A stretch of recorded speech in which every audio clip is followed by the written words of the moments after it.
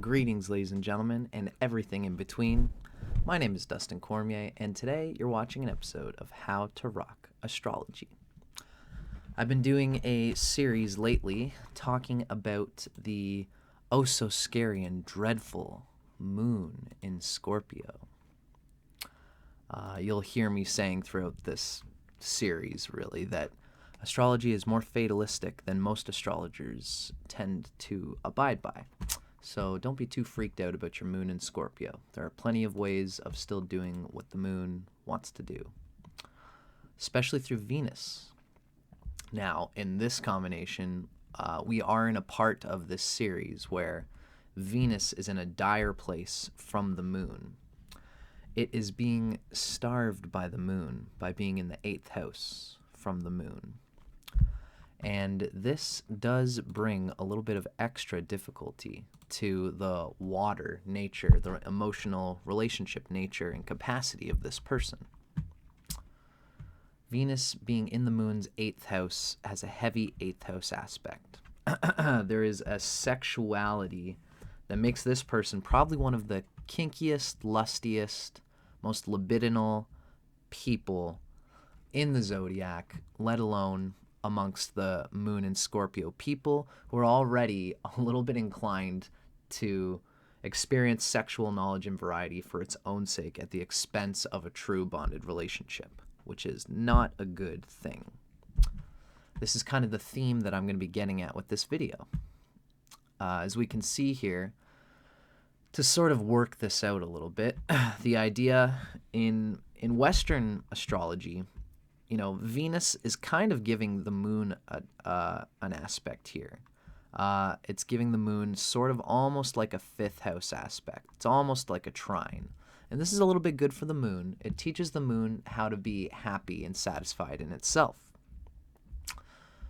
But really here, Venus being in the moon's 8th house, it has an implication of real sexual craving.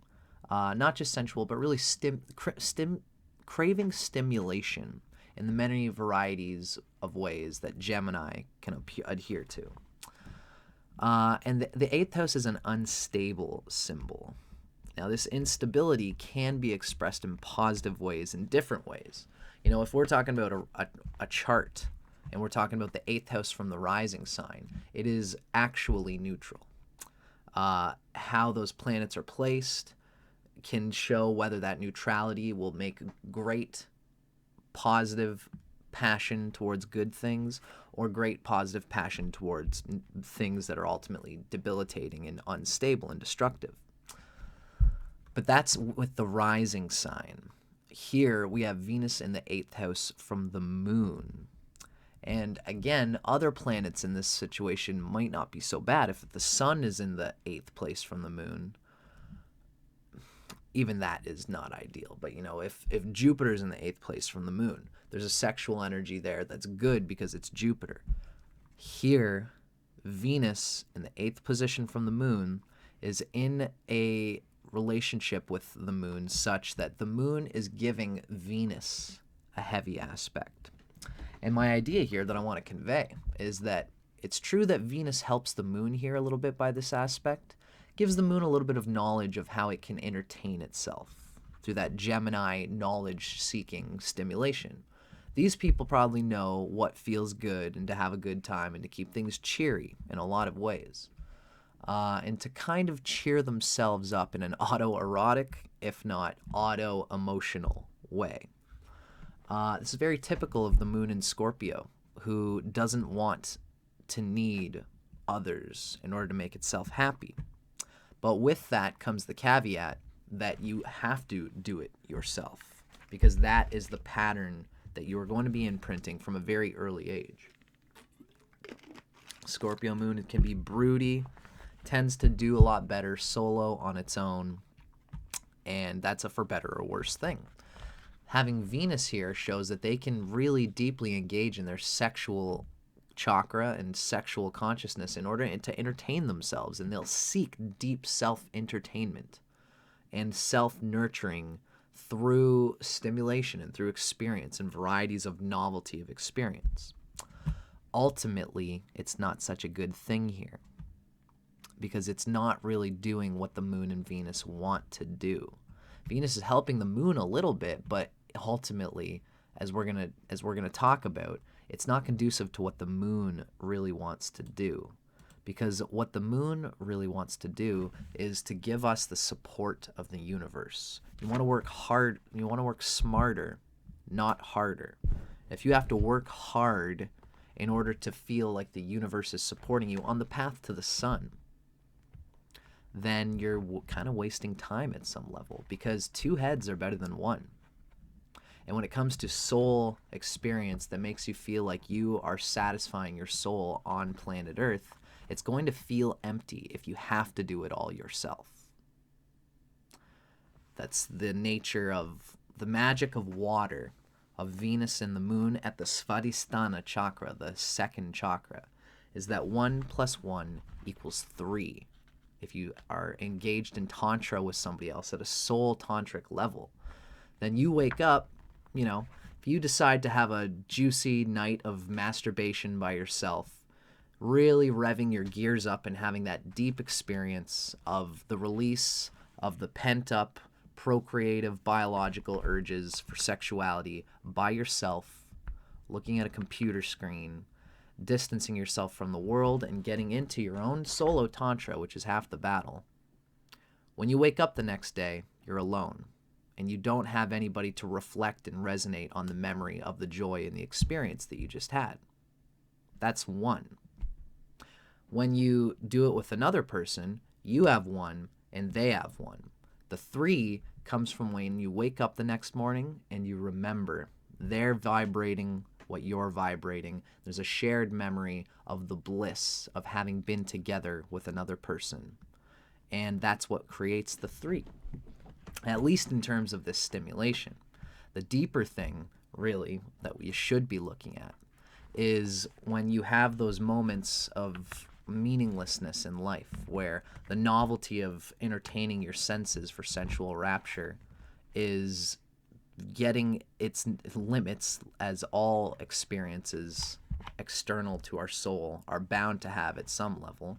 You'll crave novelty, and you won't be able to crack beyond the limits of the one brain wave that you perpetuate around yourself. You won't be able to open up to emotional and soul bonding experiences that take you out of the limited frame of your soul satisfaction. You're stuck in it yourself. And ideally, when we become with another person, we dig into a soul rapture which is deeper than just our sense pleasures. Those sense pleasures are a wonderful add-on, an addition, and a memory ground to the soul bonding that we shared with another person, where we help them out when they need help and they help us out when we need help. Because the thing is that you got to understand about Scorpio moon is that Scorpio moon has this bad habit of trying to show everybody that they are good and happy all by themselves, because this is the path that they've taken on from an early life. I've got it, I'm good, I'm all super happy. And what they do is that their day and their night becomes black and white. When they go to work and they channel all of their anger at work, when you see at a Scorpio moon at a party, they're the happiest people in the world. And they're almost a little too happy. You almost don't trust it, because that's their time to show the reflection of, when a lot of people see Scorpio moon during the day, this is when they seem darker, and this is when they seem like they're getting out their energy, because they kind of have to. Because they have to get this negative, angsty energy out at some level, because they are controlling it all. This is the problem. Is that if you're doing it all yourself, you got to work harder. Smarter would be to be in a tantra with somebody else, so that you are just moving and they're just moving and helping you. It's like somebody trying to awkwardly hold a box. If you got 2 people with 2 hands on each side, then there's no awkwardness, and much energy and grace is saved. So Scorpio moon has this bad tendency of going to work, being angry and getting it all out of the way and pushing through and getting through this annoying angst and things and purging it through some kind of difficult task. And once you've purged it, All that weight is gone, and now I can go and fling myself into the nightlife and go to the disco and put on my hottest pair of pants and show everybody how groovy I can be. And now all of a sudden they're super bright and happy at night. This is a very black and white experience. And what it causes is that when you try to get into a relationship with someone, you're going to show them being all super happy. They're going to meet you all super happy. And then you're going to go out with them and say, hey, you want to go out next weekend? And you're all super happy. And then at some point, you're going to say, hey, do you want to meet next Friday? And they'll say, yeah. And you'll go to meet them next Friday. And for whatever reason, you've been pushing all of your positivity to be, you've been pushing your negativity at work to come up to the spike. And now Scorpio moons get moody. They think that they have all the control because they don't invite anyone to be a part of their mood changes. But what ends up happening is they actually have the least control. This pendulum happens where you can push yourself to be happy all you want, but eventually, if you're doing it all yourself, you're going to get used to the pattern, and it has to come down at some point. So now you go to meet this new friend that you met on this third Friday in a row, and you find that you're in a mood. You're not as happy for the first 2 nights. And what Scorpio moon will do is that they'll cancel. Sorry, something came up. I'm busy with helping my mom move or something like that, even though I said I was going to be there on Friday night. Now you look like you're kind of unreliable because you've got this mood thing and you decided to change because you had to, because you're afraid that the person won't accept you when you have an ill mood. And you've never allowed anyone to get into the inner chamber of the healing that you've always done, because you need to do it yourself first in private, and then you come out and try to be the best person that you can for the other person. This is not how it should be. The moon is an adaptive planet. It's supposed to be translucent, so that when you go to work, a little bit of your bad moods and your good moods are there, and you just open your heart to the objective experience of whatever your moods are and allow yourself to share it with whoever's there. This is what Taurus moon does, by the way. This is how the moon is supposed to operate. The planets in their exaltation teach us how that planet. The moon in Taurus just is honest and upright about sharing its emotions, and it shares it with everyone immediately. It doesn't necessarily grind anyone into the dust with its negative emotions. It's just kind of honest about it to itself and to others, and it does invite others to be a part of its healing process. So that when a Taurus moon person is trying to go out with somebody, they won't try to perhaps time now. They'll just be themselves. They'll meet them, and they will be honest if they're in such a slightly moody place, and just tell the person right away from the beginning, you know, I have moments where, you know, I'm not in my best place. And the person just reads it and is like, okay. But right away, the moods are not, this Taurus moon person is not controlling their moods in order to put on a performance. So the person just accepts them what they are, because the Taurus moon isn't looking for someone who can fit their preferred controlled emotional cycle. They're looking for someone who, they look past that to look inside the full soul of the other person. Who are you when you are at your best? Who are you when you're at your worst? They invite that in, and lo and behold, they attract people who also will appreciate you for whatever mood you're in. The Scorpio moon doesn't let people in at this primary level because they go through their own way of preferring to work out their emotions. And this is this habitual thing that people are going to feel whenever you're around them and experience them. So what happens to Scorpio moon with Venus in Gemini in particular is that you'll go out and you'll meet the person on the Friday night, and there is the Venus in Gemini likes to experience, as I say it, many varieties and novelties of sexual experience and of intense, positive, enjoyable, passionate experiences. And it would take somebody who's really sattvic. It would take somebody who's really kind of spiritually orientated and meditating in order to be able to take this karma and sublimate it into intense experiences that are aimed at soul bonding, not for novelty and sexual varieties and experiences for its own sake.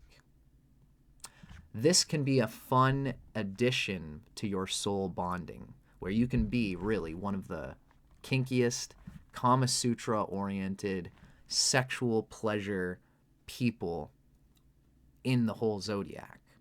But if it's for the form, if it's for the external condition of that blissful activity for its own sake, if you're looking for partners to fulfill this novelty inside your mind that you constantly crave, you are going to suck out your own energy and dry yourself out. You're also going to suck out your partner's energy and dry them out and give them an experience of, like a succubus energy.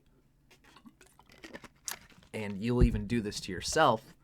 And probably a lot of people with this combination go around blaming other people for making them passionate. Oh, I fell in with this other person, and wouldn't you know it, it's another person who thought I was too sexual or thought I wasn't sexual enough, or they just stimulated me so much, and now I'm having this loss experience of them thinking that I'm too much, and really it's them who are too much. And this is the kind of experiences that these kind of people can have.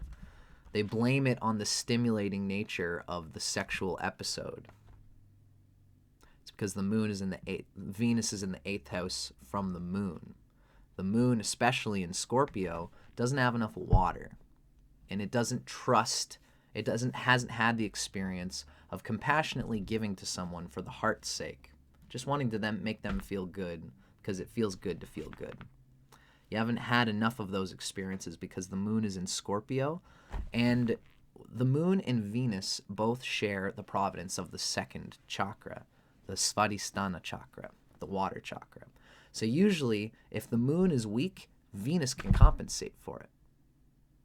With this combination, what happens is that Venus is starved by the moon. In Vedic astrology, we say that when Venus is not an enemy to the moon, but the moon is an enemy to Venus. And with this aspect here, with the moon almost being kind of trine, as well as it's in the middle of the trine of the moon and the opposition of the moon. So it's in that hot spot where the Venus is essentially being starved by the moon. And what this is that where this Venus would typically like to have varieties of stimulating experiences and sexual experiences, the moon, your moods, and the moods of your partner that you sense starve this Venus's ability to crave the novelty and sensual, sexual, fun, adventurous experiences that the Venus would typically want to have. So I've written a little something to kind of convey what this is kind of saying here. To kind of give it a rundown gumball condensation. The more attracted you are to varieties of stimulating sexual knowledge and experience at the expense of true soul healing and bonding, the more your moon's desire for stimulation for its own sake, for its own pleasure, will dry you out and cause dissatisfaction. I can't get no satisfaction. It's like the more you try to get satisfied, the deeper the abyss goes. And it's because satisfaction for its own sake is not going to save you. You can't control your soul's yearning to be liberated into an energy field that is equanimous on planet Earth just by stimulating yourself with fun little experiences and the memory of a fun experience, and then going to work and being depressed that you're blasting against a job that you hate with that subtle memory, that itchy tooth memory that it's okay. I'm going to do all this, burn myself out, because on Saturday night, I'm going to hit the disco and I'm going to burn it out hard. I'm going to be the hottest thing on the disco floor that night. And you're really, really, really counting on something significant happening that night. Because if it doesn't, then all that burning yourself out in the ambitious way that Scorpio moon does by itself is not going to seem worth it. Really, the Scorpio moon is a very ambitious person. It wants to be loved very deeply and passionately. It wants to really prove itself. Because at some level, you never felt deeply that you were loved, possibly at a young age. This isn't necessarily the case for every Scorpio moon, but the arc does kind of show that you might not have asked for love and affection when you were younger. Or perhaps you experienced that you didn't get it. Or perhaps you did get it, but with this combination, it could never be enough. And so you feel slighted, and you feel at some level that that Scorpio moon is insecure, wants to be loved, and to have affection from a true, stable person. And what this is what's needed here is the sacrifice of the craving for novelty and stimulation for its own sake. And part of how you're going to let go of this is seeking, consciously looking within yourself, meditating, realizing that you are part of the transcendental divine inside of all things, inside of the plants, inside of other people. And there are soulmates who have been entangled with you in the past who are seeking to nurture the water and the beauty inside of their souls through the particular soul lessons and karmas that you are experiencing right now. There is somebody out there, there could be somebody out there for you who's willing to go through the pain of you sacrificing your craving for novelty. You gotta do it. You gotta find a partner who's willing to accept that that you have this bristling, like, please can we fuck now energy, and for you to do it, and for them to say, I think it might be good for us to not crave stimulating novelty this weekend, honey, or at least not in this moment. And you have to trust in their Jupiter. Trust in that they have an idea of a reality which is higher and more meaningful than this immediate sensory stimulation that you are craving. And that's either you can do it with one partner monogamously, or you can do it with several partners polyamorously, or you can do it asexually through a connection to God or something more meaningful than your sensual rapture and craving for novelty. If you can get in touch with that, then this fixation on novelty and craving sensual stimulation and excitement can finally be regarded as what everyone probably thinks this would be, which is a juicy, sexy, libidinal, fun, no holds barred consciousness. You seek exciting variety, but you'll burn out the simple truth of your partner, as they'll tire of your novelty if it is greater than your actual relationship stability. This is the opposite of the eighth, is the second, and this is what this person needs to integrate. The eighth from the moon, which means you have to sacrifice the desire for emotional stimulation and craving of novelty and change and difference in order to integrate being with somebody for whom you don't need to be that for. Then you doing it will be fun. Then you doing it will be a very stimulating person. But in order to do that, you have to endeavor to, the first thing you got to do is get in tune with your moon. And I should say that not every person with Scorpio moon is really going to be that bad with this combination in this sense. If the moon is closer to full moon, it tends to have a bit more inner strength. And as well, if it's waxing, it tends to have more inner strength. It's also, there's Shad Bala to consider. There's aspects from friends like Jupiter. If Jupiter, well, I always say Jupiter, but Jupiter's not actually a friend to the moon. Mercury and the sun are the moon's friends. And if any of those are in trine to the moon, then the moon has a little bit better, through the sun, experience of the goodness of Dharma, which is perpetuating an action in a soul path that's greater than the sensual rapture of stimulation. the sun's beauty of doing a job or something that you do that seems more fulfilling than the rapture of sensual stimulation. Mercury will allow you to communicate to yourself and understand that I am not getting enough out of this stimulating experience that I'm having. So the Sun and Mercury aspect will help you. A Jupiter aspect will help you to the Moon. If these are in trine with the Moon, you'll get a better sense of your situation. But even if you don't have any of these things happening for you, just always remember that the planets are connected to your energy body. And your energy body is a causal function, an astral function, which is objectively detached and separate ultimately from the pure awareness of divine intelligence, transcendent reality of pure awareness that exists in everything and in everyone. And if you can endeavor to meditate, to push yourself to have a reason to meditate and find equilibrium beyond the fluctuations of mind, you can experience the transcendent reality of that pure awareness within you, and you can meditate. You can do practices that garner the water that you're missing by these two things.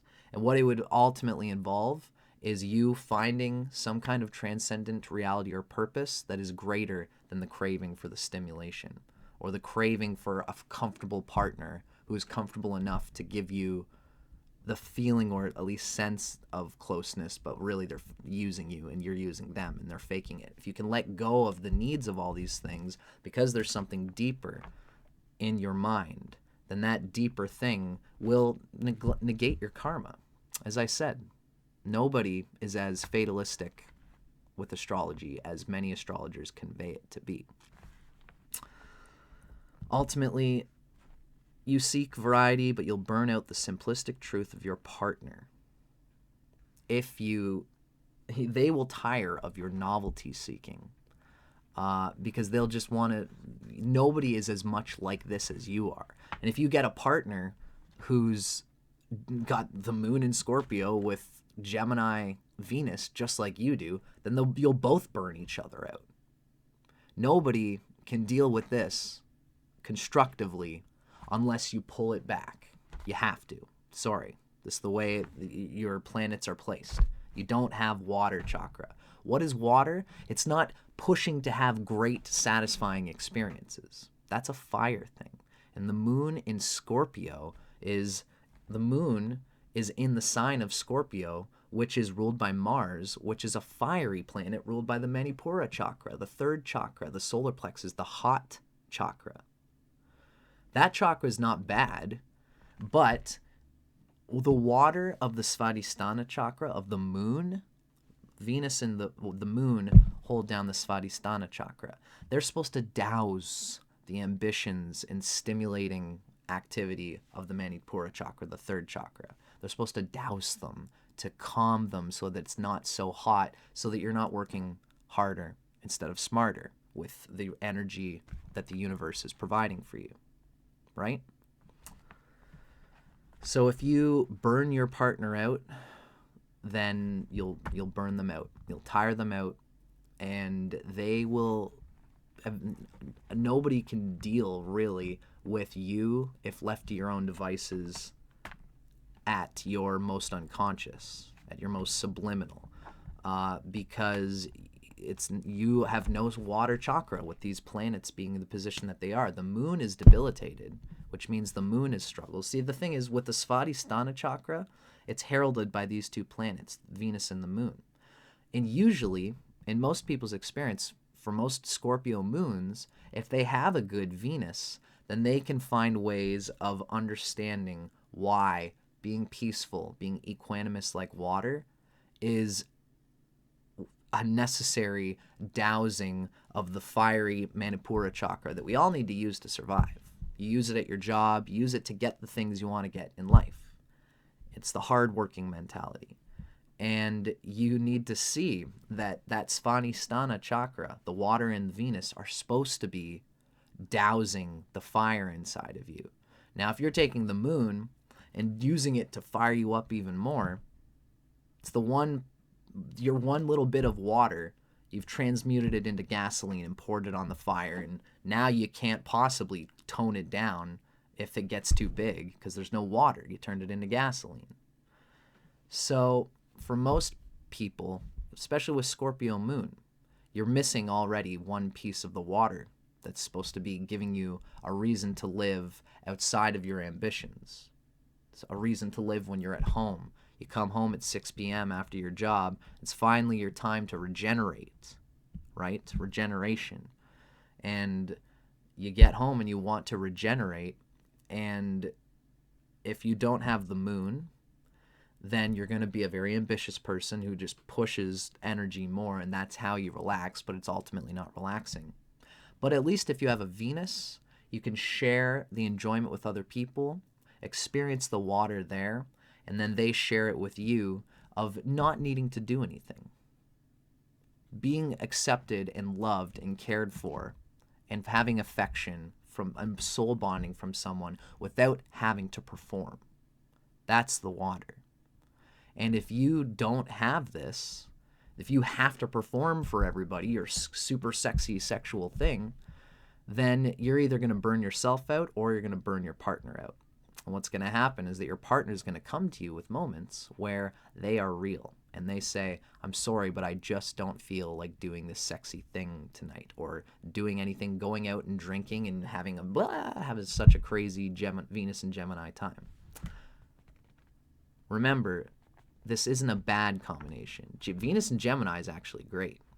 Thankfully, the one grace you have is that when Venus is in Gemini, it's in the sign of a friend. Mercury is a friend to Venus. What's going to happen by being in Gemini is that you are going to speak to others. You're going to be a chatty-Cathy type of person, and you will involve yourself with others. What'll probably happen is that the craving for novelty and stimulation through Venus, the enjoyment of it and the enjoyment of dealing with others, will cause you to make connections with people, to have sex, or to just have exciting, excitable moments and passionate moments with people. And you'll share that with them and they'll love you for it. And that will give you the inkling.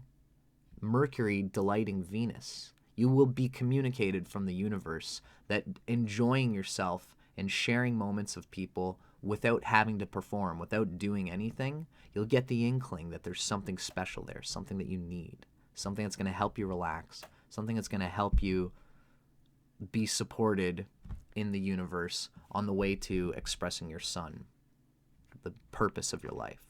The moon, the universe will be supporting you, and you'll get the inkling that that's important.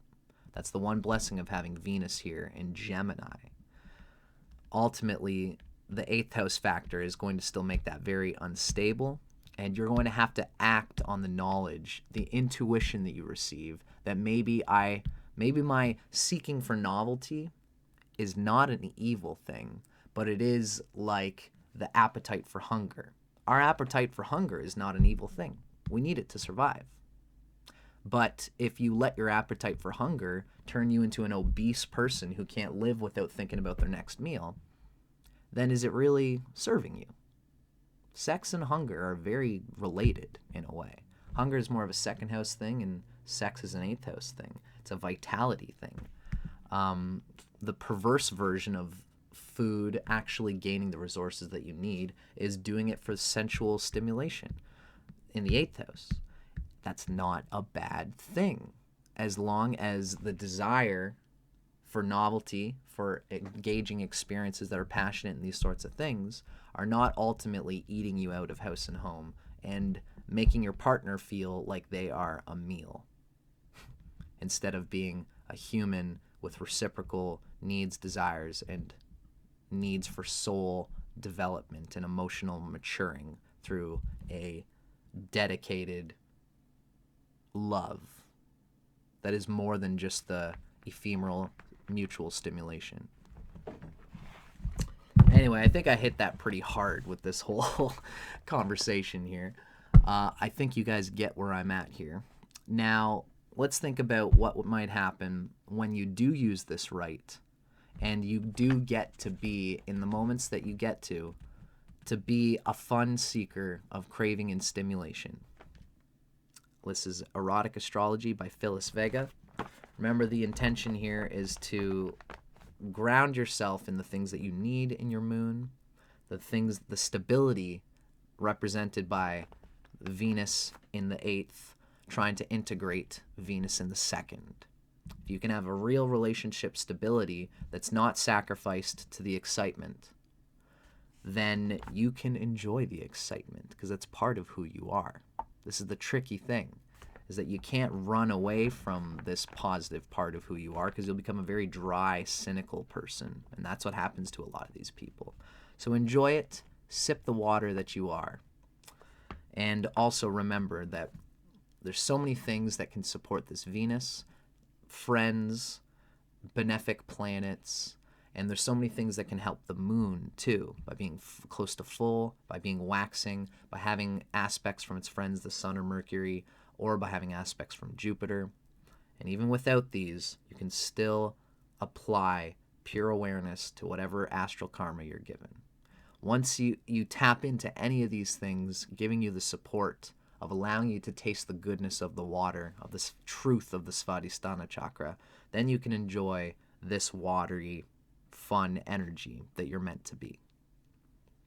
Moon in Scorpio with Venus in Gemini. You are a great listener and an observer of human nature, and you're an even better talker.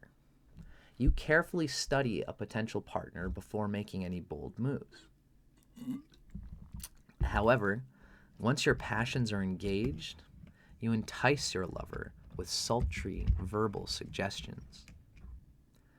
Your taste for variety in the bedroom leads you to explore all sorts of erotic activities, and sharing your new discoveries with your bedmate serves as verbal foreplay for a night of intense lovemaking. This is like the Kama Sutra initiate par excellence. Tantra is more about the soul bonding, but Kama Sutra is like sexy for being sexy for sexy's sake. And you are somebody who can really get into some juicy conversations about this thing I learned, about doing this with this at the same time as this, and squeezing this and holding this. And you can be somebody who applies a verbal banter of all these things in really kinky and erotic ways. And the Kama Sutra thing, again, it's only bad if it distracts you from the true soul bonding and purpose that you seek in your life. But as a limb of sexual fun for its own sake, yeah, rock and roll. It's a good time, and you are somebody who can be very good at having fun with these kinds of things, right? So have fun with it. Explore yourself, explore your body, explore your stimulating mind. As long as you are seeking the path of the fullest realization of your soul, anything on top of that is juicy stuff. Just remember to keep the priority in mind. I'm Dustin Cormier, and this is How to Rock Astrology. Let me know what you guys thought of this. I hope you enjoyed it, and keep your eyes peeled because I always got more stuff happening. Cheers. I'm in touch. Thanks for watching.